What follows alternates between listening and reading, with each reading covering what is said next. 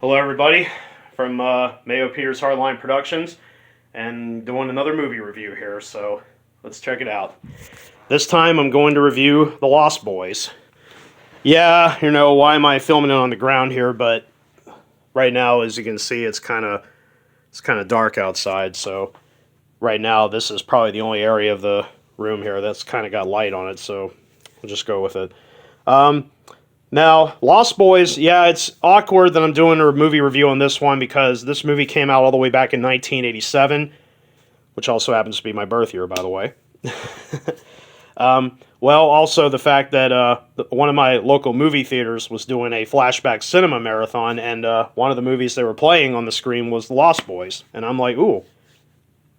Because I have seen this film many times, but never on the big screen before, so me and my mom went to go see it, and it was a lot of fun on the big screen as it was just watching it any other day. So, The Lost Boys was this fun little vampire flick that came out that was also a game changer because it was one of the first vampire films to get severe mainstream attention.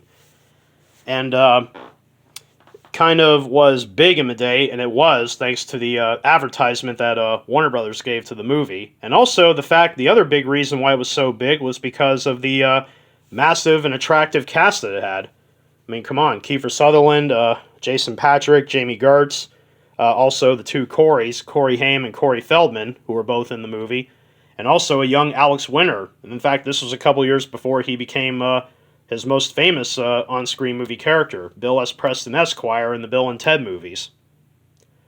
So, Lost Boys. Also, if you're trying to get somebody into the world of horror, The Lost Boys is actually a good place to start because this is actually a good beginner shelf for a horror fan. I mean, especially for people that are trying to get into horror.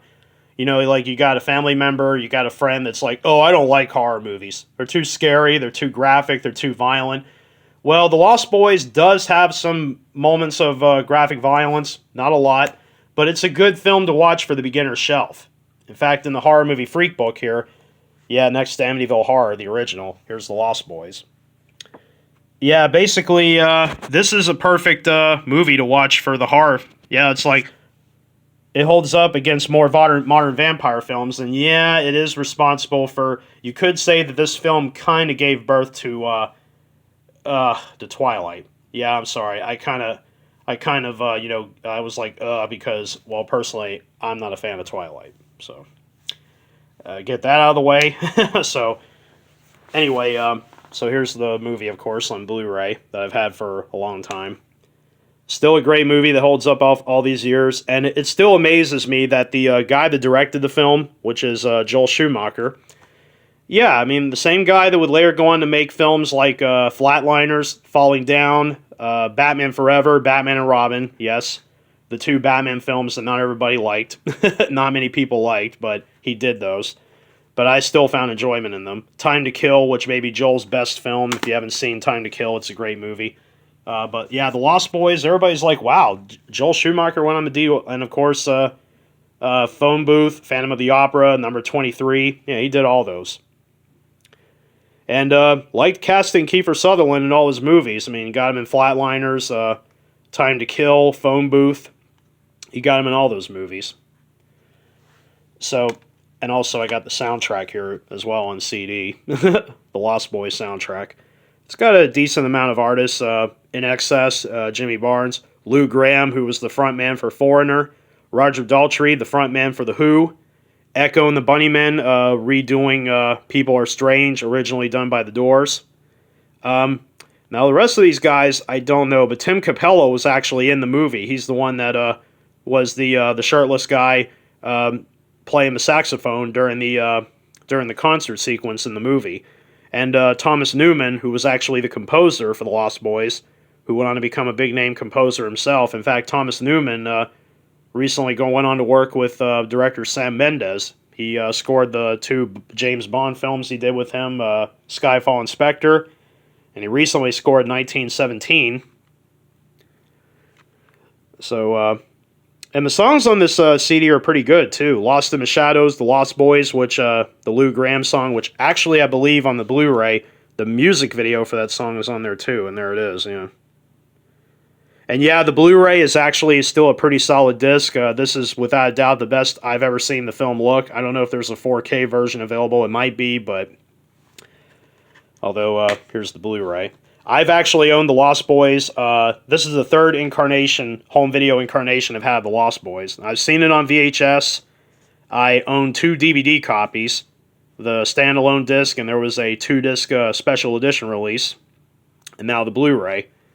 Kind of find it weird that the Frog Brothers are on the Blu-ray disc, and they don't even appear on the cover of the movie, which is weird. But the video and audio are both really good on the disc for what they are. And after seeing the film theatrically, honestly, it doesn't look too bad, but the Blu-ray definitely is a big improvement. The audio is not too bad either. It could sound a little better, but for the most part, it does exactly what it does. But the bonus features are what make this disc come together perfectly. Got commentary with Joel Schumacher, and he did a lot of commentary tracks back in 2004. He also did ones for Batman Forever and Batman and Robin. Same year, I think, too. A lot of documentaries and featurettes on the making of the film. Also an interview with Greg Canham, who did all the makeup effects. He's a 3-time Academy... No, I take that back. 4-time Academy Award winner for Best Makeup. As he won Oscars for Bram Stoker's Dracula, Mrs. Doubtfire, Curious Case of Benjamin Button, and most recently in 2018, whenever the movie Vice came out, that he won the Oscar for that. So, yeah. So, honestly, yeah, if you're looking for a good vampire flick to throw in, and this is a good one to throw in too, The Lost Boys, absolutely. And if you can get your hands on the soundtrack, it's a good one to jam out to as well. You should be able to get it pretty cheap, because I got mine for about maybe $10 brand new on Amazon. Yeah, the CD's not really all that, but for the most part, yeah. But yeah, the soundtrack you can find pretty cheap on Amazon. The Blu-ray, The Lost Boys, same thing. You can get this one pretty cheap, too. And it honestly is worth the money. If you're looking for a good vampire flick, this is one of the absolute best. In the 1988 Saturn Awards, they voted this movie Best Horror Film of the Year, beating out such major heavyweights as Evil Dead 2, Hellraiser, Near Dark, and Nightmare on Elm Street 3, Dream Warriors. That's pretty incredible for a movie like this one to get such incredible attention. You know what? The next video review, I might actually do Near Dark, because Near Dark came out the same year as The Lost Boys, but unfortunately, unlike The Lost Boys, that film didn't exactly get big mainstream attention, but it sure turned into a big cult favorite in the years that followed. So maybe the next video review, I might do Near Dark. So, The Lost Boys, highly recommended. Definitely worth the watch. And if you haven't seen it, you owe it to yourself to check it out. So, yeah. And again, the soundtrack is worth it too, if you can find it. Again, very cheap. So this is a great movie and a great movie soundtrack to accompany the film. So, all in all, this concludes the video.